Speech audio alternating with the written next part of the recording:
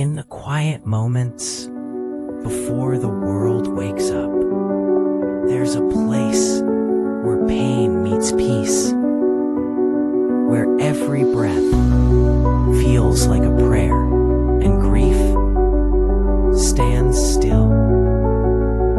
We carry the weight of what was and search for meaning in the smallest things. And sometimes all it takes is one moment to remind us we're still here, still healing.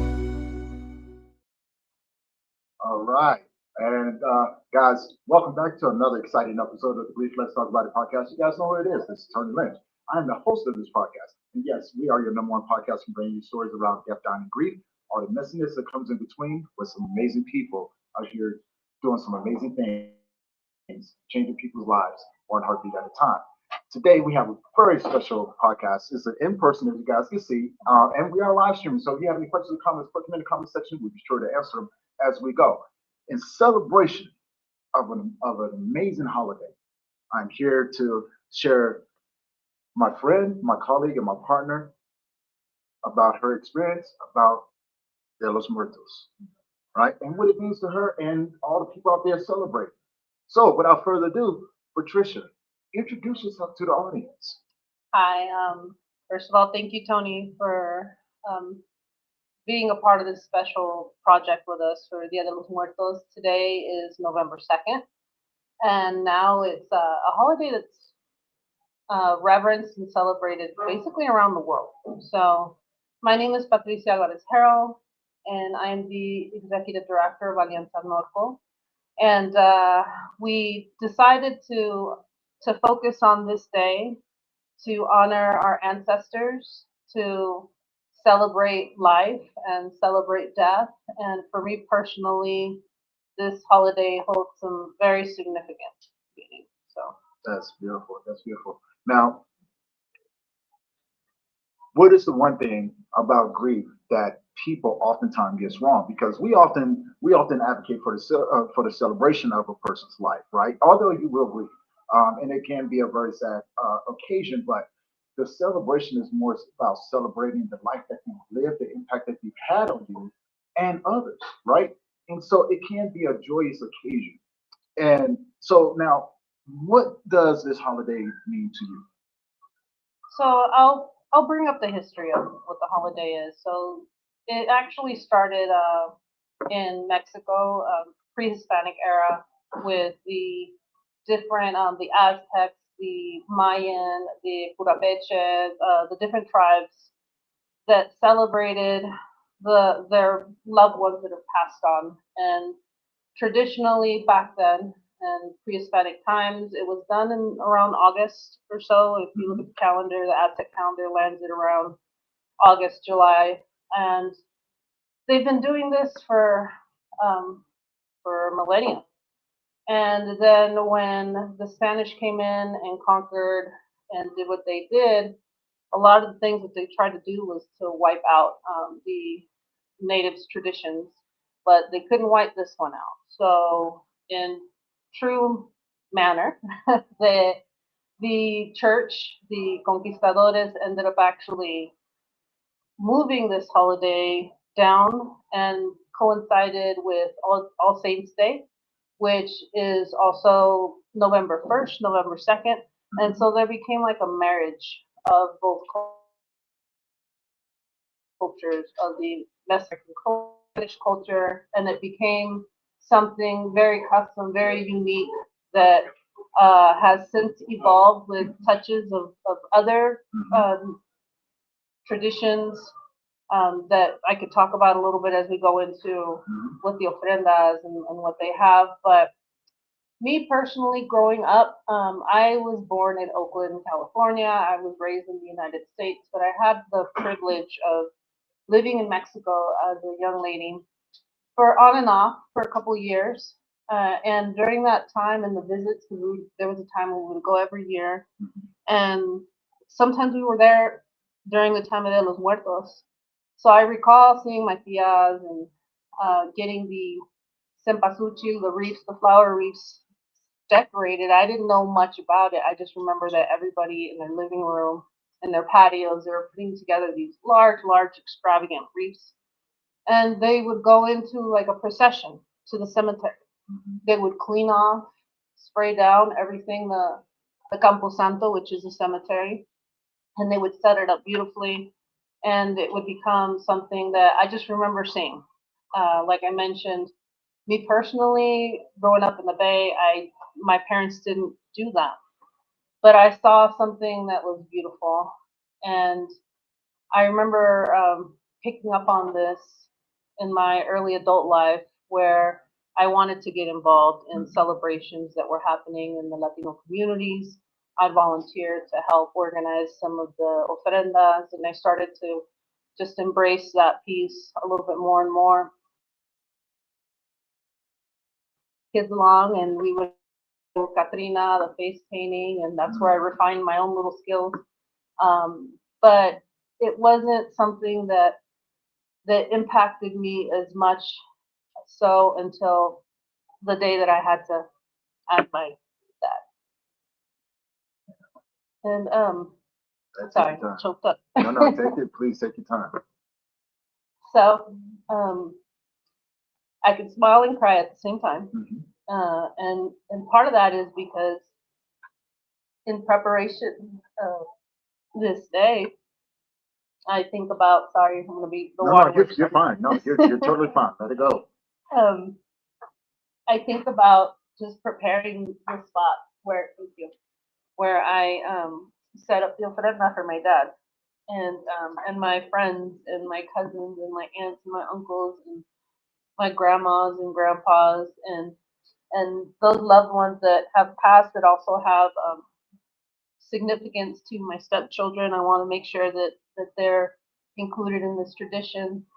And for me, actually, it's become something that I look forward to every year as I grow my collection of offerings, as I even learn more, because I'm not a specialist in you know, pre-Hispanic history and Catholicism and all that, but something that I have been able to do is continue to learn, and learning how to properly set up the altar.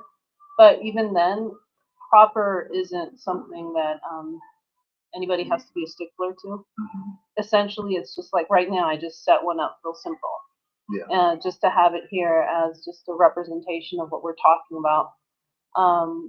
And it invites in our family, it invites in our friends. For those that have seen the movie Coco, I remember sharing that movie with my dad and my mom.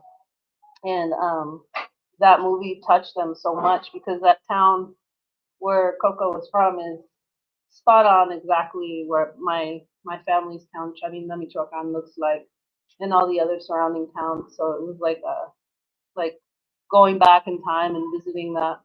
And so I know that being able to pull in these cultural pieces and talk about death in a way where you're celebrated and you're celebrating, that it helps heal. So I love that, because I was going to ask about that too, because healing is a tricky thing, right? And when you combine tradition, I think there's a sense of ease when it comes down to accepting.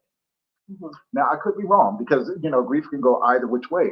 But the more we normalize the conversations and learn to celebrate the lives of those who have left before us, right? It gives a sense of, I would say, connectedness, right? Giving you a way to still have a relationship with your loved one, although they're not here, right? But their energy is still here. yes, Now, speaking of energy, you mentioned the face painting, right? Is that a reflection of um, of the individuals that have gone, or is it something that reflects who you are and what you're offering those individuals who have passed? so the imagery of the Catrina actually was something that was incorporated into the ofrendas or the celebration of Los Muertos later on in the 19th century. So that started off with actually the original image of the skeleton that was wearing lavish was done in like 1920s by a famous artist as a satirical commentary on the politics of Mexico at the time, um, kind of poking fun at people that forget their indigenous roots and that wanted to clam on more to like the European um, grandeur or just that whole concept. So it moved into the imagery of the Los Muertos as kind of like poking fun at people, telling them we're all gonna die. Doesn't matter how much money you have, your pedigree, anything like that. We cannot escape death. So Very true. so that is death is the common factor for all of us. You know, none of us, as much as we try to run from it, none of us will escape it. So La Catrina came in more into play like in the 1960s, 70s, as people started to incorporate the skeleton imagery, like the sugar skull and all that. Also, same thing, symbolic of just that we're all gonna die. Um, and so now, when people dress up as Catrinas, it's more of a pageantry thing where you're not depicting anyone in particular. You can. One year I did mine as Frida Kahlo, so I did the whole, eyebrow and kind of like the what she was most known for and her facial features and things like that. And so you can choose to do a Catrina in the style of someone that you want to honor, or you could just, do it for fun. Like yesterday, I wanted to coordinate with my outfit, so I picked the colors of burgundy and things like that. And it's really fun. It allows you to get artsy and it allows you to just do something very special where if people see you dressed up and they look at you, they're going to admire it because they see the details, the intricacy, and it really truly is something fun to do. So I love that. Before I get into my next questions, I want to say thanks to Odell's for hosting us today, allowing us to do this in-person podcast. Big shout out to the Connect Work as well. Another fantastic show that I'm a co-host on, and Alianza, right? Memories of Us, you guys already know. And if you guys are wanting to know more about the celebration,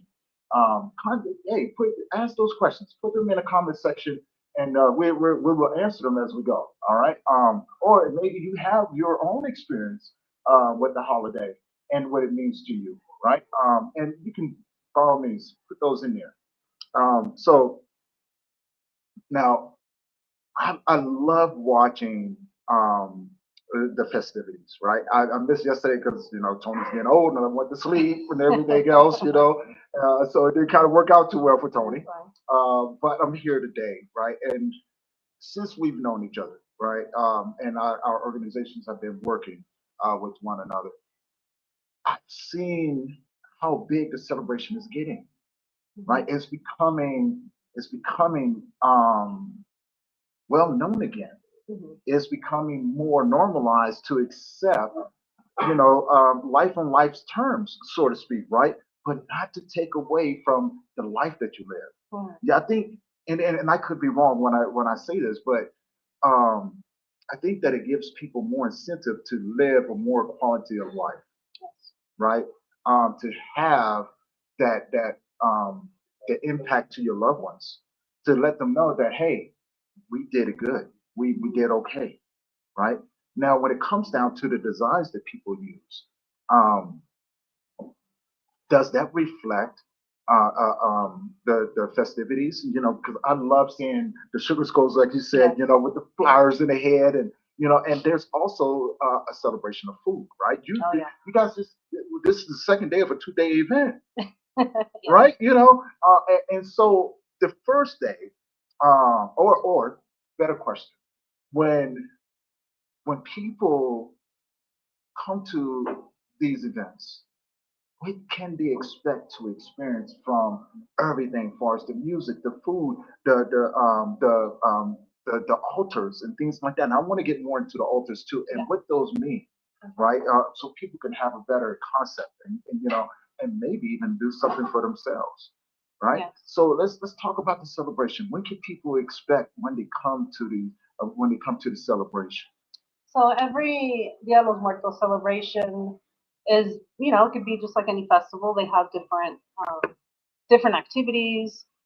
For example, right now throughout all of Larimer County, I'll tell you, Heart and Soul had an event that they hosted yesterday in Loveland. Okay. BIPOC Alliance had a beautiful event once again. I think this is their 5th year in Old. So it depends on really what experience you want to have. In our case, we ended up managing to get some amazing businesses. Some of them were restaurants, some of them were bars. We had hair salon, we had a boutique, we had a flower shop, and so we created this Muertos crawl. And last year it was a cantina crawl, but we wanted to expand on it and have it more family friendly, so all ages could participate. Mm-hmm. So we had these businesses create little mixtures of drinks. Some of them were alcoholic, some of them were non-alcoholic. They had tasters. They had tasters for food. So with this event that we did in particular, it was more of a tour of Old Town. So you walked around, you walked into places that you probably wouldn't have normally gone to, and every single location had a unique altar that we helped set up if they wanted our support. And we also encouraged their team members to bring in frame photos of their loved ones so that they could also honor those who have passed on, and they themselves experience the event by having that ofrenda there for them.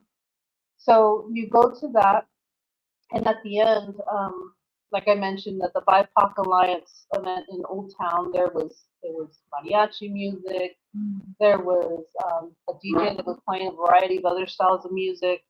There was folkloric dancers, Mesoamerican Aztec dancers. There was the traditional dancers of the different states in Mexico.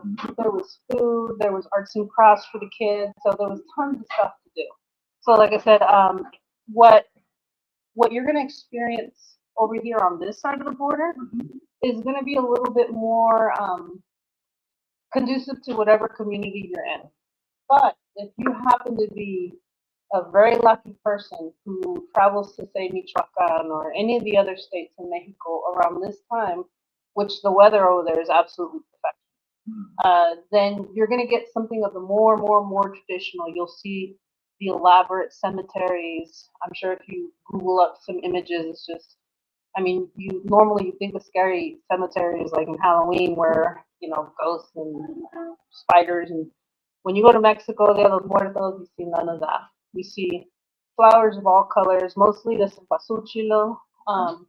You're going to see toys. You're going to see food. Food is very important. You mentioned food because a lot of the times you do get families that will make their loved one's favorite dish, pozole, frijoles, tamales, whatever it is, and they make a feast of it. Okay. And they provide that food to the altar as an offering because the way that it works is you have your departed loved ones that are making this journey back for this one time a year, which is actually today. And you need to have a cup of water because they are parched in their journey, something to eat. This right here is a traditional pan de muertos that we ordered by one of the local cottage industries. And we had one set up at every single altar. And I don't know if you can see from here, but there's like a little ball here and there's like a little cross. Those are representative of bones. So pan de muerto is bread of the dead. And so that's an offering to them to help them because the journey is long. It's really good. It's really good bread. So, if you order some, if you make some, you want to have one for the altar, but you also want to have some for yourself. There's a copal incense that's burnt that's intended to clear the pathway, so cleanse the area. Okay. Like I mentioned, there's a cempasúchil, which is, there's different types of marigolds, but there's a traditional Mexican one. It's called cempasúchil, and it has a very distinct, strong scent. And the loved ones are called because they smell the flowers, they see the trail, and that's how that leads them back. So you'll always see cempasúchiles in the altar. You'll also see the monarch butterflies. Okay. So the symbolism of the monarch butterflies, which has so many meanings, but they are told to carry the spirit of the loved ones back. Okay. So in the traditional route of the monarch butterfly, if you're not familiar with how they do, is that they fly all the way up to Canada, and during the time of year that they come home, they actually land home on this time of year. So you'll see, especially in Michoacan, my home state, there's a beautiful national park there where it's covered in monarchs because that's where they land. So one of the cool things that you'll see is that you'll get to see monarchs fluttering throughout the area because they're migrating back. And so they're saying that the monarch butterflies are the spirits of the adults, and the little white butterflies are the spirits of the children. Okay. Okay. And now, so I am slightly familiar with a lot of other similar, and they could be the same celebrations in like Transylvania, right? Places like I know it's really huge over in Africa, some parts of Africa, right? And then there's a huge celebration that they do over in Paris as well, right? And you see a lot of these things in movies and things like that. And there's nothing else like experiencing it firsthand, being there to feel the energy, be around the people, actually have a better understanding of what it truly means, right? Now, have you traveled to any of these other places and experienced the similar celebration with them? Because I know you have gone to Colombia as well as a lot of your other colleagues as well, right? But have you been to Colombia and celebrated the holiday? I have not been to Colombia. That's on my next one. Okay. I've been to the Philippines. I've been to Italy. I've been to Mexico. But I've yet to go to Colombia. No, I haven't had the opportunity yet. I would absolutely love it. But that's something that shows how, again, death and honoring ancestors and passing on is something that across the world is very much reverenced and celebrated. So every culture has their own way of doing that, and so it's interesting. I didn't know Transylvania had that. Yeah. So that's really cool. Romania. What do they do? The same thing. It's a huge celebration where they're in the streets. They're singing, they're dancing, they've made themselves up, right? And they also have altars. I know, in some parts of Louisiana is the same thing, and so I'm starting to see that. And when I say this, it's going to sound very very controversial because the one thing that I've noticed that in the West, right, a lot of traditions have fallen by the wayside, but we are starting to see a turnaround. Where people, like yourself and many others are coming back and going, you know what, we need to bring this back in to normalize it so people don't struggle so much, right? Because when we think about death, dying, and grief, we associate it with, the worst thing that you've ever gone through, the worst thing that you've ever felt in those moments. Right? And I love the feeling of being able to go, I am thankful that I had this individual in my life to be able to walk with them. Right? And there's a sense of gratitude and appreciation that comes along with that, and humility and humbleness, right? Because it makes you appreciate the life that you have. And in a lot of ways, in so many ways, it says, do your best to be a good person. And I know there's more to that as well. Now, and you've hosted, like, how many years have you been hosting the celebration? Oh, this is our second. Our second year? I've had altars for the longest time. Okay. But this event, this is our second year that we did the crawl with the businesses. And I mean, like I said, it is something fairly new that's coming back. BIPOC Alliance has been doing theirs for this is the 5th year. Loveland hosted theirs. I think this might be their 2nd year. So there definitely is a resurgence of people trying to connect with their ancestral ties. And I mean,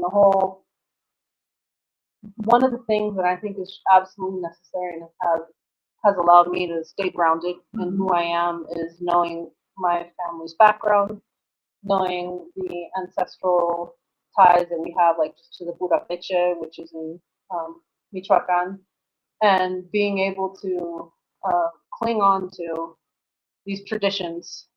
Because a lot of the times I notice that when people don't have something that they can cling on to, they kind of lose themselves. Yes. They don't know, if you don't have a foundation to start from, something that then you start to question what other people do. And I think that, I mean, going on to a whole nother topic, but I think that's the root of hate, and that's the root of prejudice and bigotry, is when people don't have something that is good and honorable that they can be proud of, that ties them to their roots, whether it be a certain land, whether it be certain tradition, then we have a tendency to be afraid of what we don't know. Understood. Definitely understood. Now, I love the fact that you brought up, the cultural parts, bigotry and things like that, because we don't. We're POC. We're BIPOC, and in the general area where we are, without putting stereotypes out there. And I'm starting to see the one thing that we've always worked on is our community starting to come out. Right? They're starting to make themselves known. They're starting to say, "Hey, we are here too." Right? It's not just you over here. Like we're out here too. Now, I want to get into something and get your thoughts on this, and maybe people out there can help us come up with a solution with that whole ICE thing and celebrations and things like that. Because when we do talk about those things, right, or as we see in what the world is starting to do, um, and how it affects people's lives, does that?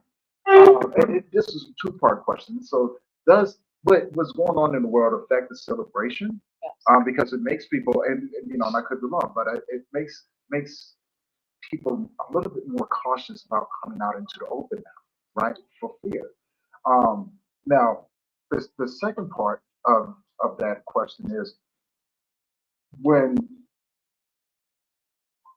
we talk about the X, Y, Z's, the bigotry and things like that.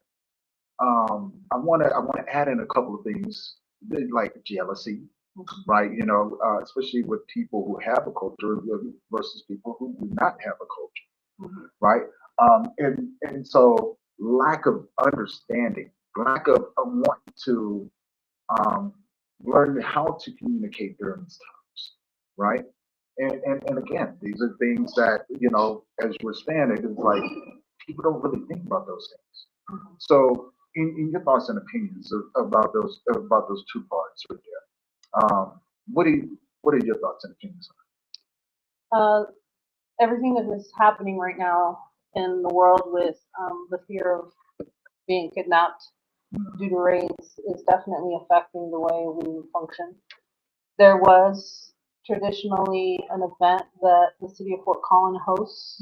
They hosted as a celebration of Hispanic heritage, and that was slated to be huge at the Garden Springs here, Spring Gardens, and it was set for October 4th, about a month before. We were all sent messages from the organizers. What are your thoughts? What are your opinions?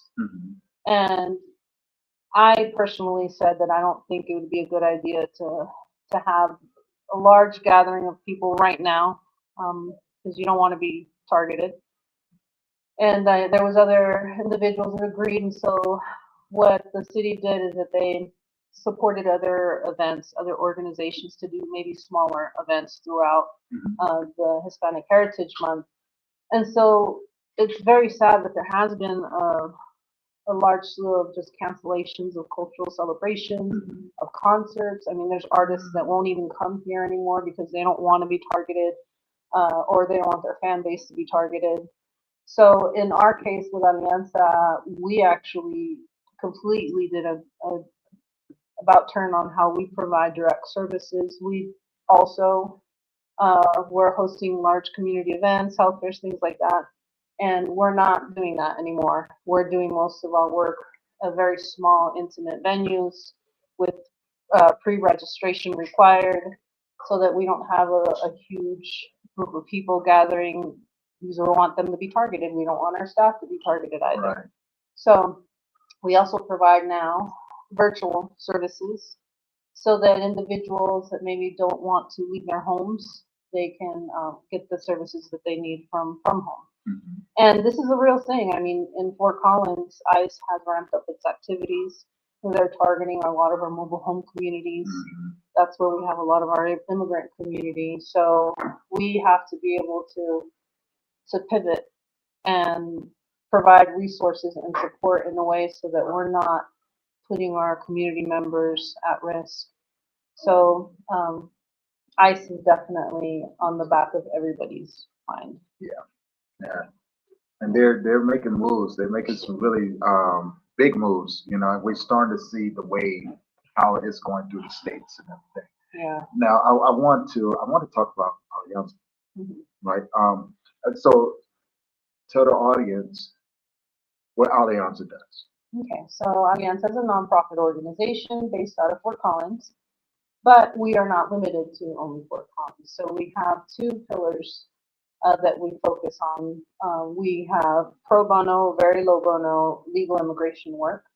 So we have an amazing team of an attorney, um, Department of Justice certified reps that could do everything attorneys could do in immigration, and they basically help process, fill out, consult clients that need either their DACA extensions, permanent residency, green cards, citizenship, asylum. So basically everything that is involved in immigration, they can assist with. And because it's a federal thing, they can support anyone, even if it's out of state. But we focus on Colorado. Our other side is our navigation team, and they help with wraparound services, help access insurance enrollment for those that are eligible. Because there's been a lot of changes in that now, we saw that happening ahead of time, and we created the little health fairs that provide preventative health services like checks, like diabetes, cholesterol, blood pressure, cancer, and education. We also have support to help cover the costs of medications and doctor's appointments. It's not a lot, but we have some available, as well as peer support groups for the current trauma that's happening right now, that's in Spanish. And then we also have had sessions with one-on-one with therapists that we contract out with that can actually see someone if their need is more than a group setting for them. So we also have advocacy, which helps advocate for at every table that we get to sit on that we're invited to, or we create a table, and we advocate for language justice, for health access, for universal representation. So, and on that arena, we actually have had impact on legislation. So Alianza started as a group of amazing women, immigrant women, that were helping the undocumented community obtain their driver's licenses. So this was back in 2016.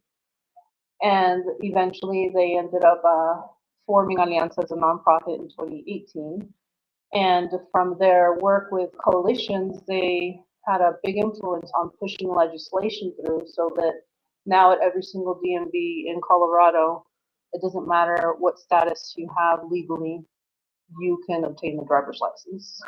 So that means people have to learn how to drive, they have to pass a test, they have to have insurance. So it's a win-win for everybody. Okay.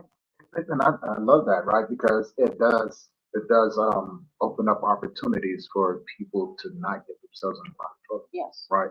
But also it shows individuals that have come to this country that people here actually care. Yeah. Right. You know, you may not run across 1,000 people that care, but all you need is one. Mhm. And an organization like Alianza, you know, you guys are doing exactly that. You're having an impact in you know, in one of almost the toughest places to do it is in Fort Collins, right?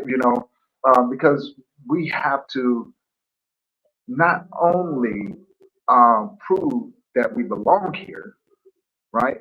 Um, but we have to work to make sure that what we do is concrete, right? Like we're not fly by nights. We're actually here. We actually care, and it's time for you to get up on board too, right? And we've done work. We've done work. With people turning one of the programs into a Spanish speaking program, right? Just to provide that extra space for those individuals to be able to come and talk about what's going on with them. And I've had the honor and the privilege of sitting in the rooms with these men, right, and listening to what they're going through. And there's a sense of pride that still comes along with that. Yeah. Right? They're saying, most of the men I've talked to, they're saying, no matter what, I'm still, I still have to do this for my family, and things like that. And so when we talk about family, what does everything that we do, right? Your vision statement. What would you like to see happen in the next 5 to 10 years? Well, I think I would like to, first of all, one of our biggest missions for Alianza is to ensure that the immigrant community is seen as what they truly are, that they are the ones that help build the success of our country. So making sure that they're treated as an integral part of the workforce, of professionals, our caregivers. So we want to make sure that those barriers that are artificially put up against them can get torn down. And so I would like to see Alianza be able to expand out and offer its resources to the immigration deserts, which exist throughout all of Colorado, so that individuals don't see that federal piece as a barrier to because they can't afford an attorney. So that shouldn't be an issue. I mean, if you are in any other kind of court system, you are actually able to get a public defender. So that's not offered to you in immigration courts. You don't have a right to an attorney. So for someone who's new to the country, or even if they've been here for a long time, I mean, it's expensive. So to simply get an asylum case heard, to hire an attorney, it could be anywhere to, it depends on how long or hard the process is, at $5,000 to $8,000 for an attorney alone. That doesn't include the filing fees every time you have to submit things to USCIS. So we would like to be able to expand our legal services to be able to offer that representation to everybody. On the health access piece, I wholeheartedly believe that health access should be universal. Yes. So I would like it that we wouldn't have to worry about that piece anymore. I mean, but that's a fight that that has to be taken on nationally. So eventually, I wouldn't mind being able to do away with insurance enrollment and do away with just the barriers that are there, and then we can go ahead and take on any other needs that that we see fit because we help solve one. Right. And the only way we're going to do that is through advocating through legislation and things like that. So. Okay. Now, when these programs cost, yes. Right? And I know recently, with everything that's been changing, it's becoming really hard to find grants, right? Yeah. But the donors are there. Yes. The donors are there, and so for people who want to donate, right, and support Alianza and the movement and being able to provide for other people less fortunate, how can people go about doing that? You go to our website, alianzanorto.org, and we do have a donation tab on there, and we're a part of Colorado Gives, and actually today is the first day for the Colorado Gives initiative, and we have been doing that for a few years. So you'll see a tab that's under the Colorado Gives Mhm. for under the donation area, and that's where they can give any amount they would like. Okay, okay. Yeah, because that's truly important, right?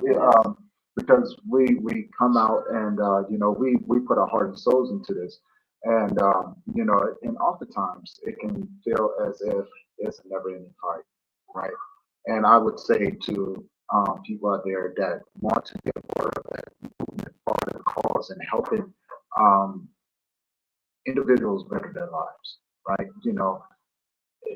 A dollar works, right? Yes. A dollar works. You know, um, in a simple hand up to people, is essential. In showing we are that we are in this together. Because what happens to one culture, what often happens to the next, right? It's a domino effect, Yeah. right? And a lot of people don't know how to. Um, they either don't know what to do, the steps to take, or they don't know how to be an ally. And there's, like as you mentioned before, there's a lot of education that needs to be had, right? And in celebrations, what does that mean? Being involved in support groups, taking the time to understanding where your brothers and sisters are coming from, so you're not always on a one-sided thought when it comes down to the people, right? Yeah. Now, you got some of your staff here today, right? And I know everyone individually as well. And then oftentimes I pick with people because I got to do my part. I got to do my part. Yeah, I got to do my part to make sure that you know that I care.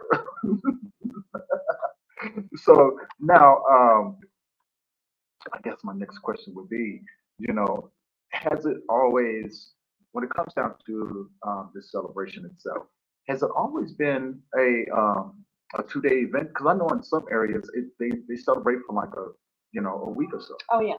So technically, the first day starts on October 27th. Okay, okay. And so if you were to actually go off of the preparation, I mean, people in Mexico, the towns start preparing way in advance. Mhm. But the first day is the 27th, and that day is usually designated for our fur babies, so our pets that have gone before us. Oh, I saw And that. yes, so that's one of the days where like I put up my altar on that day specifically and put my Penny, which was my kitty that passed away a few years ago. And the the days go and they have different themes. So the 27th is for the pets. The 28th is for individuals that don't necessarily have family or those are forgotten. Those that maybe wouldn't be put up on an altar or photo.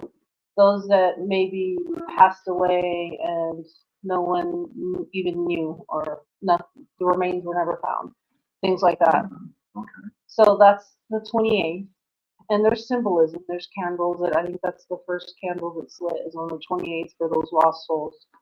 The 29th is for individuals, and I could be wrong on the days, so I'm going off of, I had a couple sips, then some. So the 29th, I believe, is for those that passed on that died during migration. So individuals that went away and traveled, they do have loved ones, but they just disappeared. And so that's to remember those that pretty much disappeared. So that one actually, I saw quite a few posts that were honoring some of the immigrant community that died on their path up north. The 30th is for individuals that died of violent death. So, the 31st, I believe, is for I could be wrong. The 31st or the first, one of those two, is for the innocents, the little ones, children that have passed, Yeah. babies that were born, stillborn. So it's for the little angels is what they call them. And then November 1st or November 2nd today is All Saints or everybody that has passed away. Mhm. So that is when you specifically bring the foods out, you do prayer, you hold reverence, you celebrate. And so there is definitely an opportunity to celebrate a whole week long. So I love that. I love that. I love a week-long celebration. yes. As long as I can walk out of it at the end of the week, I think I'm good. Yes. We just go 24 hours. That's Yes. what we're gonna do. Now, I want to ask something, and if you need a minute or you don't feel comfortable with answering it, please by all means let me know. When you think about um, your loss, right, and the celebration that you give your father, Mhm. if your father can see you right now, Mhm. an amazing person that you are, what do you think he would tell?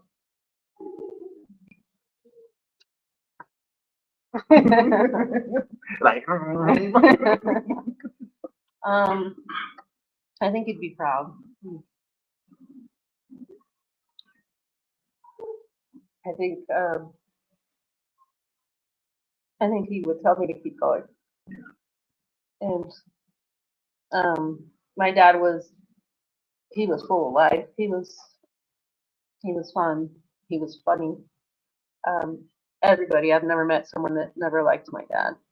He's a great guy, and I think he'd be proud of me and my siblings for the way we're taking care of my mom. Um, and I know that he would have been if he'd have been here because I used to help host mariachi concerts okay, back in the okay. day, and he loved them. He went to a few of them before he got sick, and so he would have been enjoying the crawl. I know for a fact. He would have been at the BIPOC event. He would have done all of that. Um, and he also would have been someone that I could call on for advice on some of the challenges. So, but if he could say anything, I think he would say proud and keep going. So, Now I want to reverse that question. mhm. If you had the opportunity to speak to your father right now and tell him about all the amazing things that you're doing, what would you tell him? I would tell him thank you. As a parent, I look back and I think of challenges that I know he and my mom faced. And, when you're a kid, you don't think about all that. Right. And now that I'm an adult, I think about where he was with my mom at my same age. And I realize, oh my goodness, just everything that they endured, every sacrifice that they made, even just coming to this country. Um, I, it blows my mind. There's so many people that do that, Yeah. and so I would just tell him thank you for everything. I still call on his advice all the time. I mean, I have his name and my mom's name tattooed here, and it's just a reminder of everything that I'm doing. I have people, what would my dad do? Some people, what would Jesus do? I'm like, no, what would our phones do? Hey, what would my dad do? Yeah. Right? Because I think a lot of us do that as well. When we reflect, when we get to a certain stage in our healing, right? Um, we can sometimes muster up the courage to want to pursue that, not only pursue that relationship with our loved ones, but to also to have a great conversation with them, right? Because that connection is still there. Energy never dies. And so I love it when people can open up the doors and speak freely, right? But there's a lot that goes along with that. You got to slow yourself down. You have to understand that that this conversation is an open conversation with those individuals. That they want to know what's going on with you. They want to know that you're okay. Because I think even now, when we look down on the people that we love, or look on the people that we love, we want the best for them, right? And oftentimes we don't imagine life without them. right? Until it actually happens, and it catches us by surprise. And so, with this celebration, for me, it's watching everything, being just being a bystander on the outside looking in, watching everything, but also experiencing, the emotion, the joyness Mhm. that comes along with it from being around you and so many amazing people. Uh, I always can go back in my office and sit down and go, that was cool. Right, but of course, I'm coming back out to mess with everybody Yeah. anyway. That's what I do. That's what I do. But with everything that's being celebrated around the world, how can um, we do it on a larger scale? Like actually being able to, so say for instance, like, and this is my thought because I'm crazy and everything, right? I would love to celebrate one day here, one day in a different country, and Mhm. so forth, just to go and see or just experience um, the similarities in cultures, but also the differences. Um, well, I mean, like you mentioned that there's different countries that host this. I guess I would love to go on a celebration tour. But one way that we can all celebrate is, so this is the thing about this Dia de los Muertos celebration. A lot of people actually asked for permission to, like, is it okay if I dress up? If I, Hmm. and I'm like, yes, it's not. There's a big difference of when you decide that you want to be a sugar skull or you want to be a Catrina and dress up. I mean, some people do it for Halloween. That is cultural appropriation. Mm. Okay. But I'm not the Halloween police, so it doesn't matter. If I see someone dressed up, I don't care. But I mean but if you do it on the Dia de los Muertos, by all means, if anything, we were trying to encourage all those that participated in our event, please dress up. And I think next year we might even have like a competition to encourage people to dress up, men and women and puppies and whoever. So I think if people were to look at Dia de los Muertos as an opportunity for them to honor their loved ones, to learn about their ancestors, dig up old photos and ask, who's this, who's that, and throw them up on an altar. You don't have to be Latin American, you don't have to be Mexican. This is a celebration that I think honestly transcends. It definitely transcends borders. So if you want to set up an ofrenda, if you want to set up an altar, by all means. To me, I love it when people embrace aspects of traditions and culture that I know are tied and rooted into my own, to me and what it represents for me, and to see other individuals do the same thing, Hmm. it makes me feel like, oh, they're paying attention. They like it so much that they want to incorporate it into their own traditions Exactly. themselves. So. I, I think when they ask permission, they're just being polite, right? Oh yeah, Because yeah, no one really yeah, knows. But I understand what you're saying with the yeah. Halloween thing, cultural appropriation. But in a lot of ways, well, I want to throw a different spin on it a little bit, right? Because in a lot of times when people do this, or they're dressing up, it still falls into the celebration, correct? Hmm. Yeah. And so, and I think in a lot of ways, some ways, and this all depends on the individual, it can be a huge sign of respect, Hmm. to those individuals. And, as we begin to close it out and everything, I want to do something. And there's, and everything, because you got your staff over there, you got some friends and family over there and everything. And if they would like, I would love to have them come up one by one, introduce themselves, tell them what you do for Alianza, but also with the celebration of De Los Muertos. Yeah, that was one. Yeah. I told you I was smarter than name, don't do it. But what it means to them, right? And so, yeah, hey, you guys want to come up and introduce yourselves and tell people what this celebration means to you? You guys are more than welcome. No, bring the baby with you. Bring the baby. You don't get to hide the baby. You do not get to hide the baby. Bring the baby on over here. Here.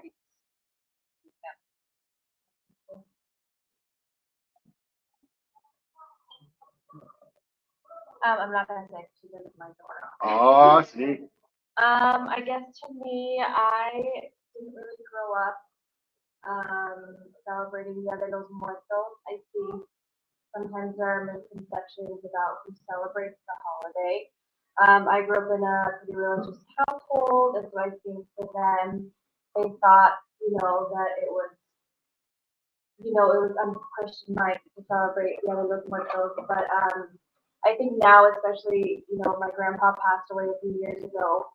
My parents have kind of opened up to it a little bit. I think that when you have somebody that you love that passed away, you want to, honor them and celebrate them and all of that. So, yeah, my family even now also, has their setup for Dia de los Muertos, and they have a nice bag that they set up with the picture and his favorite things, and so yeah, we now, even though my parents and my family are still Christian, they have started to participate, and I think that they see just how important it is, and I think they see the holiday for what it is now.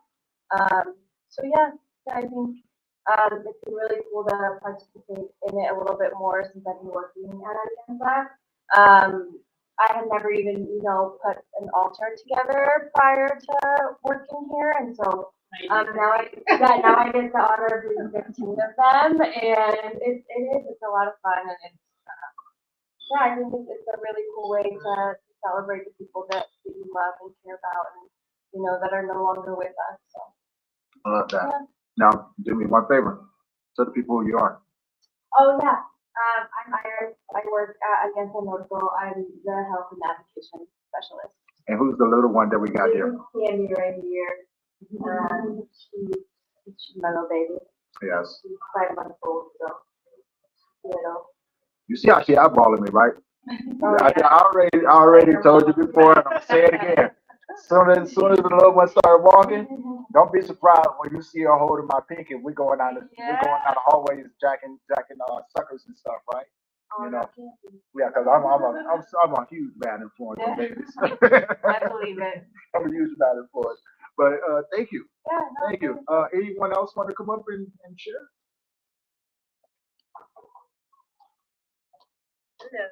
Hello.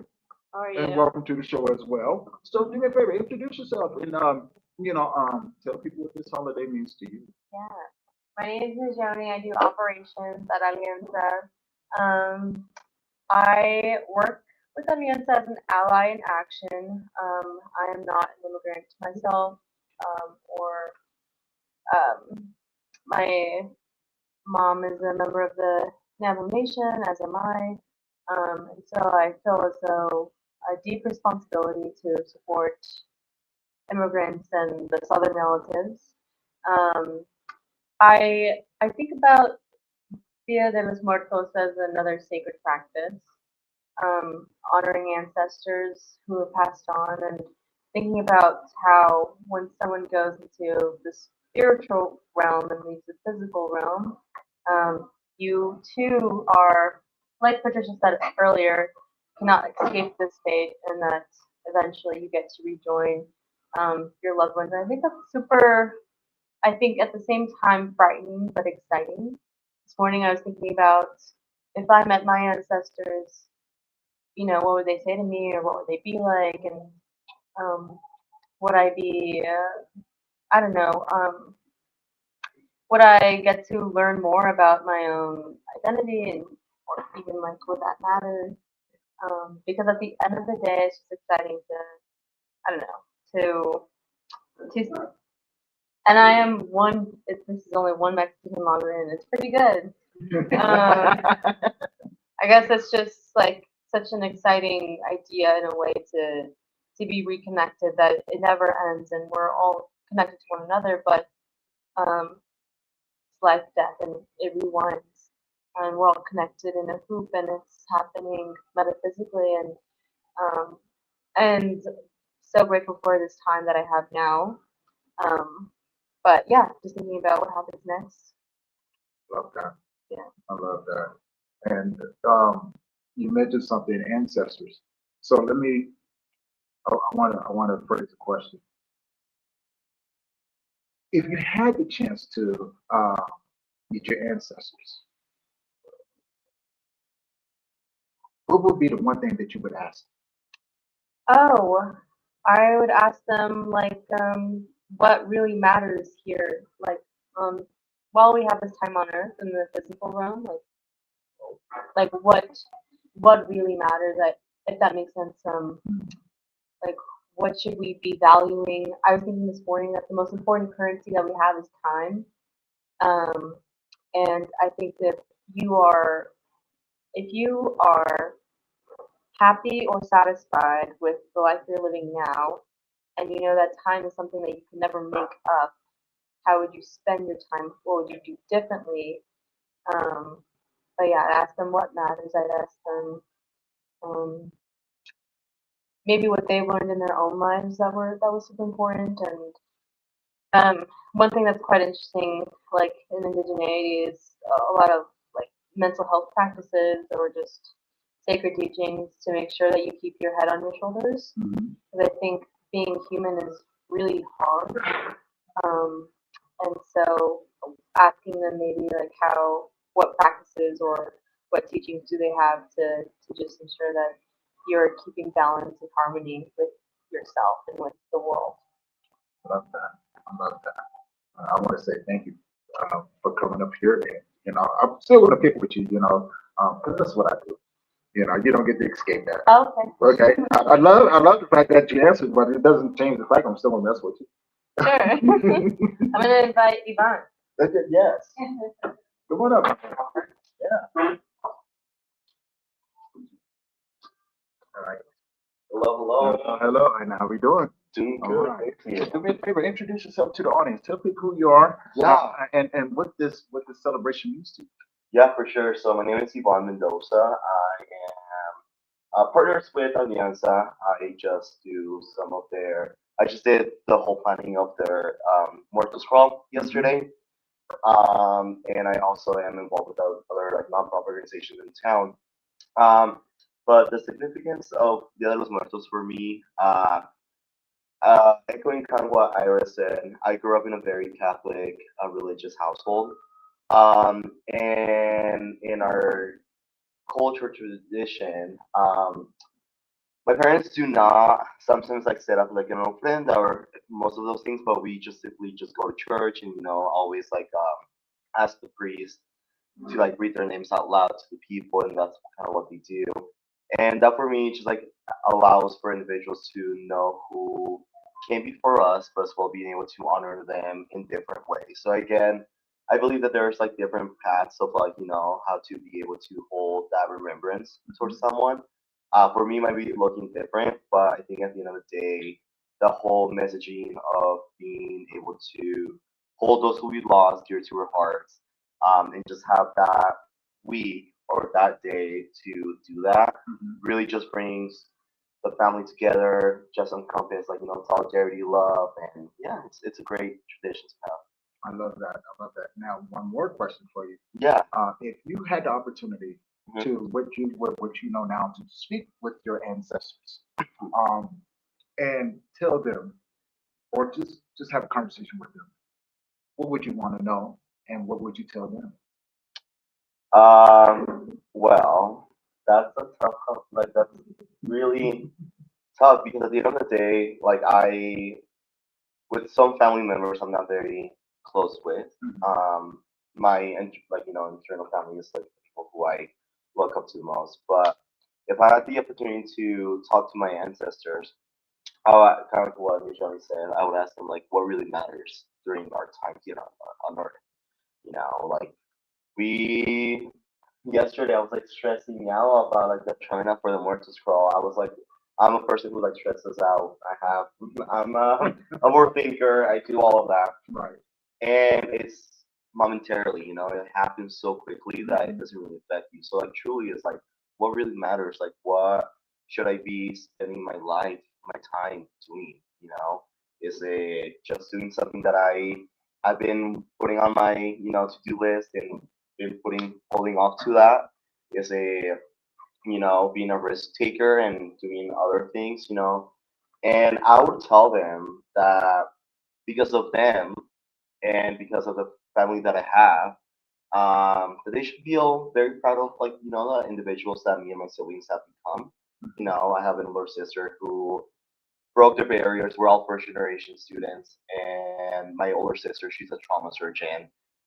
Doing my gigs here. I'm gonna be working at CSU. Okay. Um, and just letting them know that we broke that kind of intergenerational stereotypes of first generation students, that we are not, that we have a lot of barriers that happen, but with the right mindset and with a little bit of hope in your heart all the day, all the time, it can lead you far. And I just want to say that to them, that they should feel very proud of the legacy that we are going now to pass down to our kids later on in life.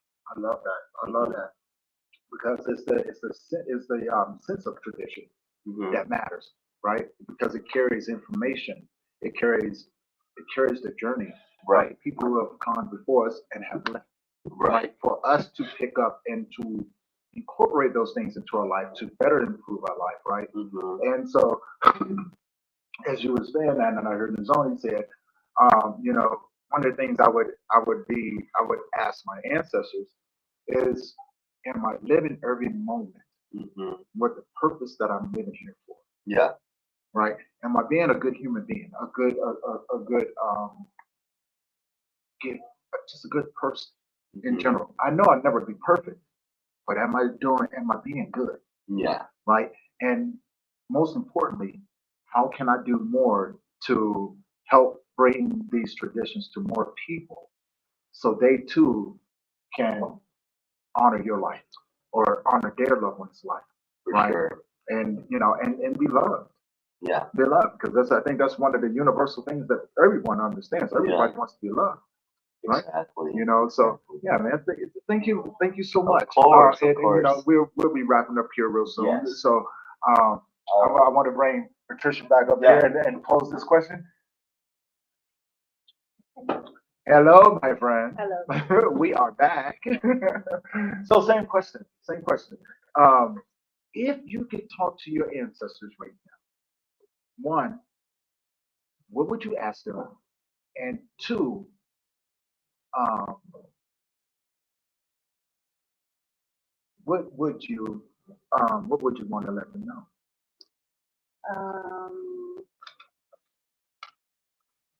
Gosh, I would want to ask them about maybe their own personal traumas, because they say that trauma can be handed down. So I'd want to know what they experienced, so that I can do whatever I need to do to make sure that that is healed in my life, in the life of my children, so that we stop it right then and there. So intergenerational trauma is huge. So I would love to know a little more about their personal experiences. As for what I would tell them is that I would tell them that because of them, I would tell them about all the accomplishments of, all the grandchildren, everything that's happened, and how nothing that they did is not appreciated. I mean, or everything that they've done. Did I say it wrong? Everything that they've done is appreciated. That we're here because of them, and whatever journey that they took in life, that I have a lot of gratitude for it, and that I hope that I could continue their legacy. Just for example, with my dad, him coming over here, leaving my mom and my siblings when they were small, just to try to support them. So coming over to the United States and then bringing my mom, and coming to a foreign country, not knowing the language, and setting up shop, and making that path just so that my siblings and I and my kids could be where they're at today. I mean, none of that is lost. You know, my grandpa did that too. He helped build the Bay Area bridges. So, I mean, so I love to just be able to tell them that I see you, I appreciate you, I thank you, and we will continue with the legacy of what they were trying to do for our own children and grandkids. So. I love that. Now, I don't know if you did it before, but did you tell people the website that they can go visit to find out more about Alianza and the work that you do, but also how to support you Yes. in helping make the impact that you are, right? You know, so if you could share the website with people. Alianza Norco, ALIANZA, Norco, NORCO.org. You can make a donation there, or you could follow us on our socials. We have an Instagram, and we have our Facebook, we have our LinkedIn. So if you want to be up to date on current activities, events, see what we're up to, then your best bet is actually to follow us on our Instagram and our Facebook page. And that way you'll also see the list of other events that some of our partners, because we share their information too. You never know, you might come across someone that needs a resource, and you might be able to find it through us or through one of our partner organizations. I love that. I love that. And again, you know, thank you, my friend, for giving me the honor and the pleasure of having you here doing this. You know, the first time in a while, in-person event, right? You know, and again, we're over here at Old Dude. So if you guys are out in Old Town and you're looking for a fun place to come to connect and be around other people, but also enjoy a lot of the festivities that are going on. Odell's Brewery Company.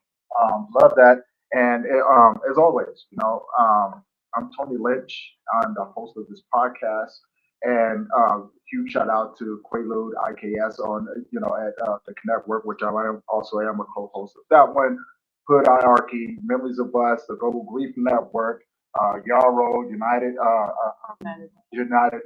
Way, United Workforce, Alliance of Suicide Prevention, the Isaacs, you know, all of these amazing people that, you know, if I do get the chance to bring them on, I would definitely have them come on so they can talk more about their organizations and let you know that we are out here doing some amazing things, right? You know, but we can only do it so much, so we need your help to do it.